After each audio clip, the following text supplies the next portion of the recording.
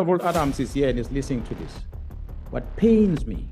Honorable Adams, it looks like you have things that you also want to say. It's a real pity I wasn't on that committee. But I mean, if we're going to get personal, we must get personal. This man is so, there's so many holes in his story.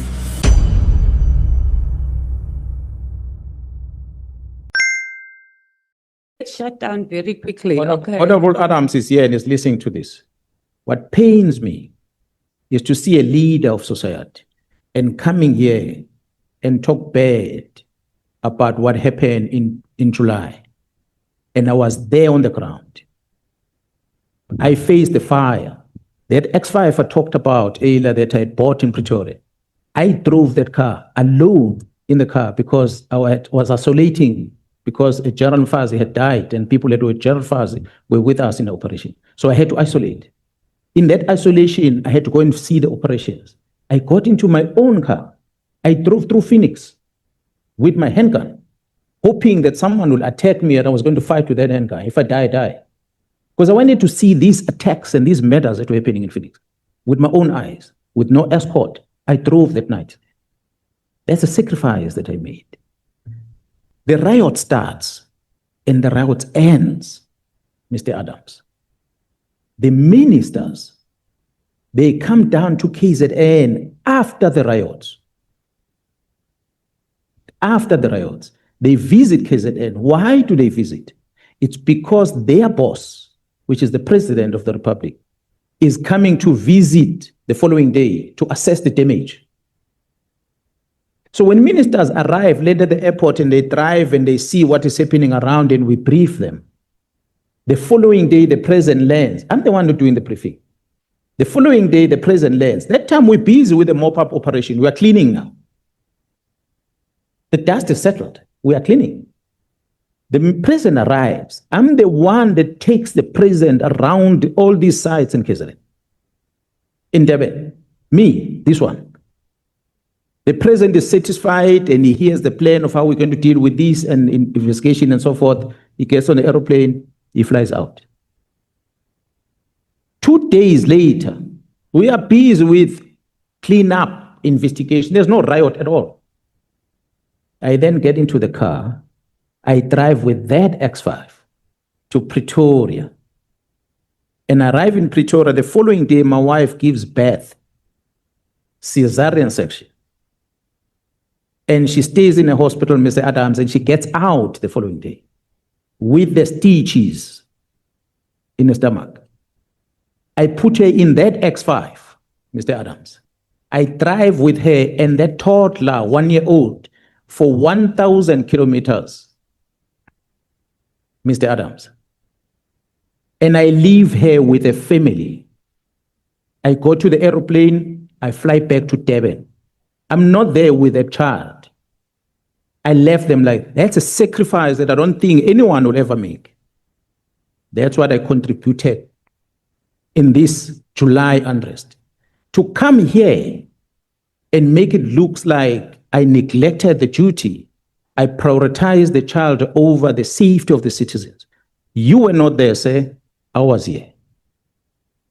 So it is that I want to address because it's a very sensitive thing to me, personally. So if I can do that and someone who's a leader of society doesn't appreciate, I take an offense on it. The facts are there. Timelines of the violence are there. We are not in a business of thumb-sucking dates.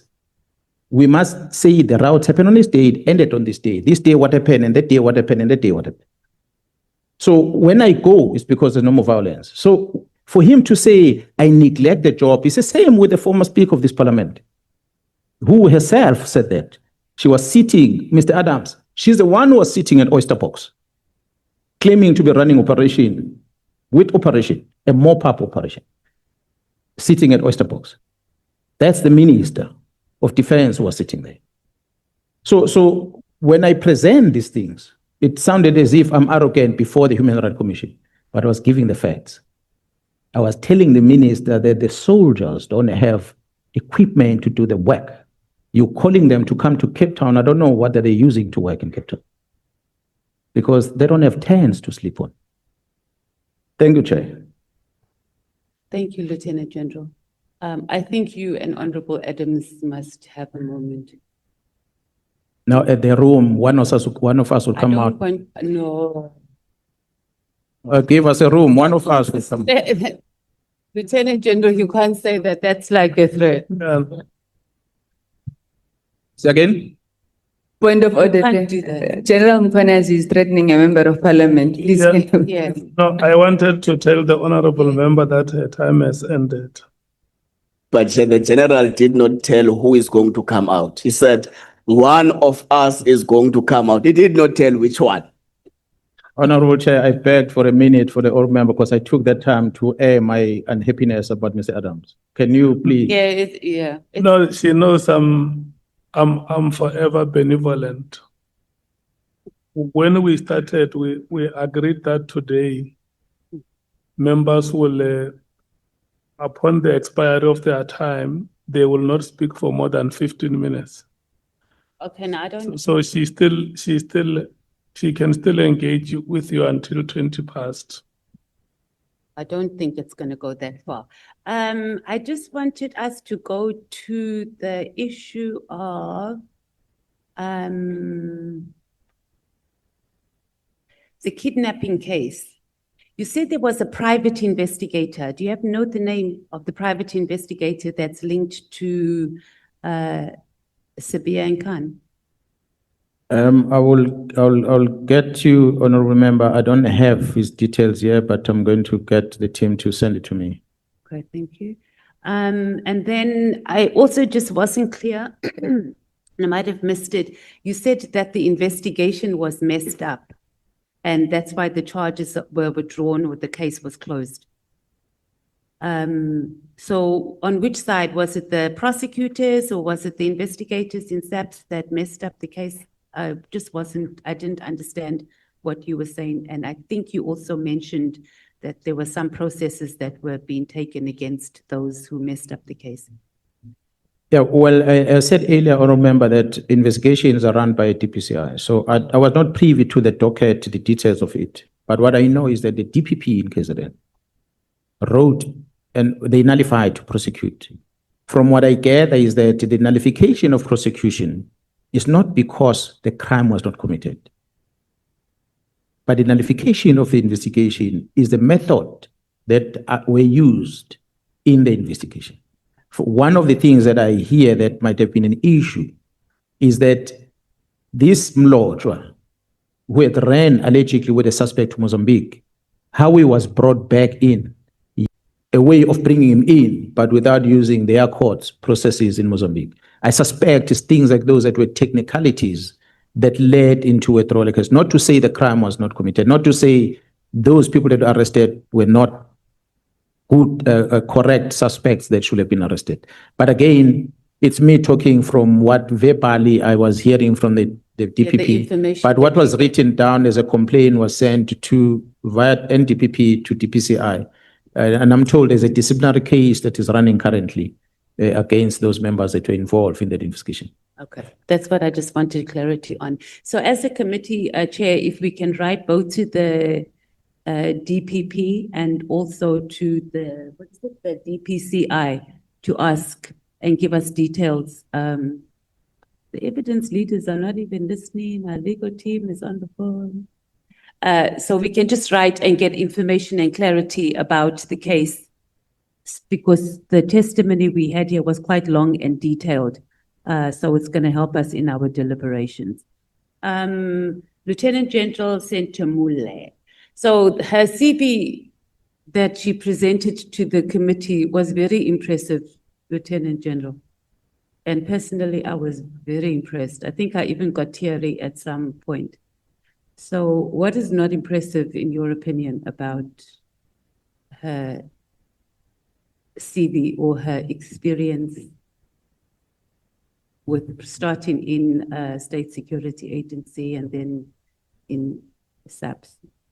I have not scrutinized the CV, honorable member, but I believe that in a career in the organization might be impressive to some degree. However, one moving within the ranks in the police and the place where you're working you have to go back and ask the credentials of the person. So for Mkhwanazi to wake up the next day and become the head of investigation, and he has never ran investigations in the past, there's always going to be a question mark.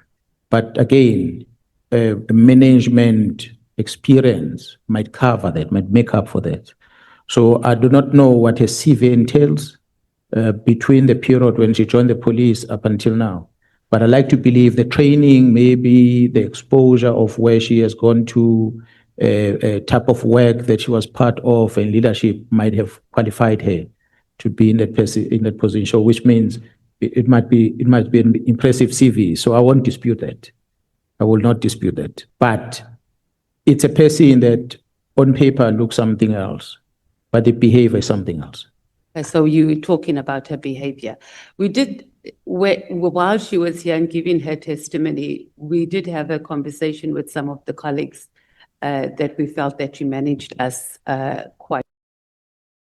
Honorable Adams, you already came to testify in front of the ad hoc. General Mkhwanazi is back here today, and a lot was said. And looks like you have things that you also want to say and get out there. It's a real pity I wasn't on that committee, because I would have buried this man. I think he knows it.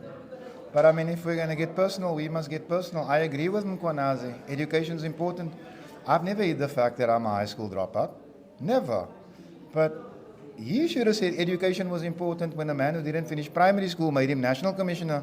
That was Jacob Zuma. You know, he's very selective in his thinking, man. You can't trust anything Adam says because he retracted a statement. He walked in here and retracted a statement. He tried to retract the statement on WhatsApp. This man is so, you know, there's so many holes in his story. It's a good thing this is in a court of law. He'd have been locked up by now.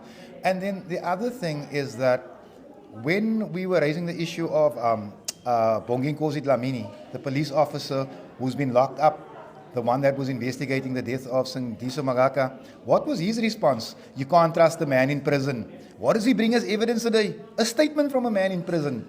This bruh is so, he's a walking contradiction, and he's a coward. Now he's got me with a whole long sob story. Oh, my wife was pregnant with the uprising. Who cares? People were dying out there.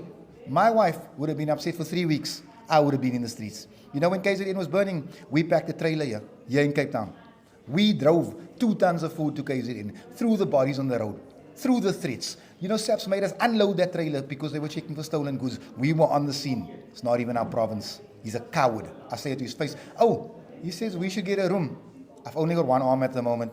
If he's ready, I'm ready. And lastly, just of course, this is kind of a heavy problem. You sit on a portfolio of police. You get to work a lot with Lieutenant General Mkhwanazi, and many people out there, you in your own rights, the both of you have people that see you as heroes.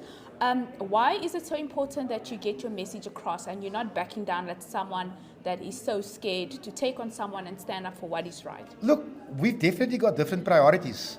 They want to keep entertaining the PKTT at 100 million a year, but the AGU must deal with 7 million rand a year. And the AGU is dealing literally with 2,000 times the bodies. We are saying prioritize colored lives, man. We're chasing down, what is it? 13 murders, 20 murders, 1 murder per year. All of them in KZN, all of them black. It doesn't matter. It doesn't matter. What are we doing? Beating 3,000 colored children a year. And they're telling us to make do with sense. This is my fight with Mkhwanazi. And if he wants to fight, General, I'm not even going to call you General. You don't have a security clearance. Mkhwanazi, bring it. I'm not going anywhere. I came here to fight. I came here to fight for the colored child. I came here to fight for the Cape Flats. That narrative doesn't change. You can insult, but you're out to your death. You know, let me tell you something. The biggest mistake Jacob Zuma ever made was giving this man relevance. Now, like he said, education is important. Zuma didn't have a primary school diploma. Thank you. Thank you, Honorable Member.